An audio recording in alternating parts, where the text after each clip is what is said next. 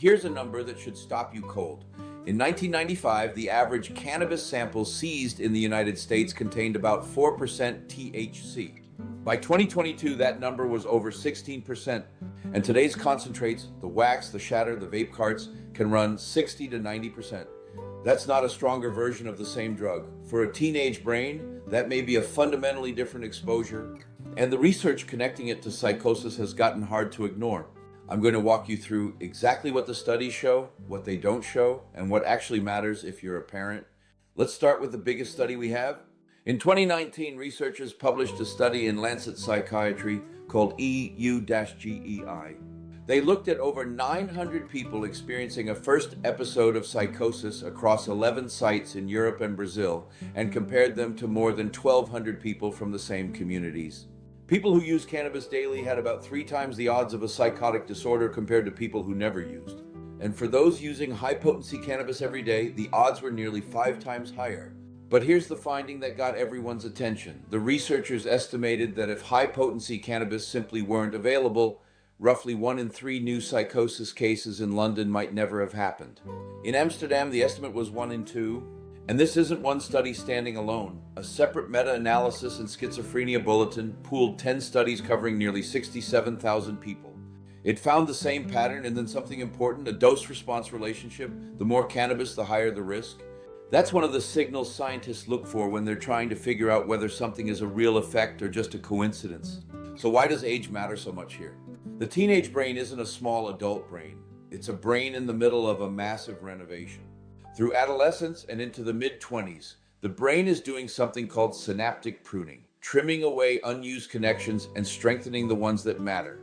It's how a developing brain gets faster and more efficient. That process is guided in part by the body's own endocannabinoid system, and THC acts on the exact same receptors. The leading model, and I want to be careful here because this is a model, not settled fact, is that flooding those receptors with high doses of THC during peak pruning may nudge that developmental process off course in ways that don't fully correct later. Which brings us to what may be the most concrete finding in this entire field. A meta-analysis of 83 studies found that among people who developed psychosis, cannabis users had their first episode about 2.7 years earlier than non-users. That is 2.7 years earlier than those who never used.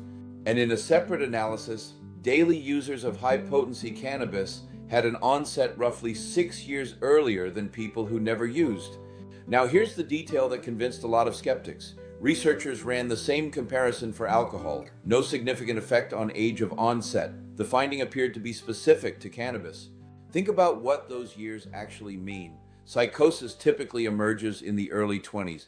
Pulling that forward means it hits during the years someone is finishing school, starting a career, building the relationships that will support them for life. Earlier onset consistently predicts worse long-term outcomes. Now, I need to be straight with you about what this evidence does not say.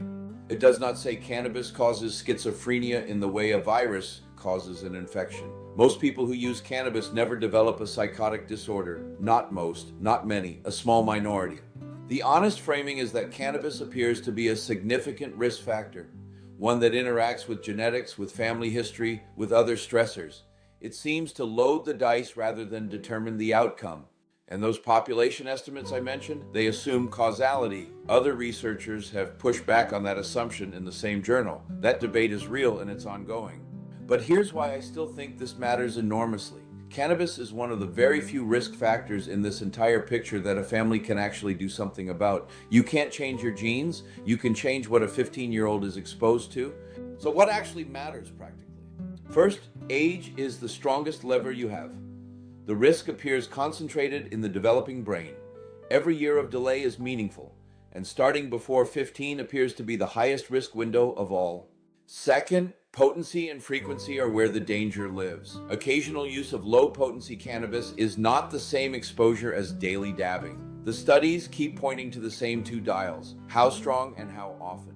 Third, family history changes the math. If psychosis or schizophrenia runs in your family, this is a conversation to have explicitly and early, not a topic to avoid. And fourth, if you notice something shifting in your teenager, don't wait it out. Withdrawal. suspiciousness that doesn't fit the situation, a slide in functioning, unusual perceptual experiences. Time to treatment is one of the strongest predictors we have of long-term outcome. None of this is about panic, and it isn't about moralizing. It's about one honest sentence. The cannabis a teenager encounters today is not the cannabis their parents encountered, and the brain it's landing on is still under construction. If this was useful, subscribe. There's more where this came from, and if you know a parent who needs to hear it, send it their way. See you in the next one.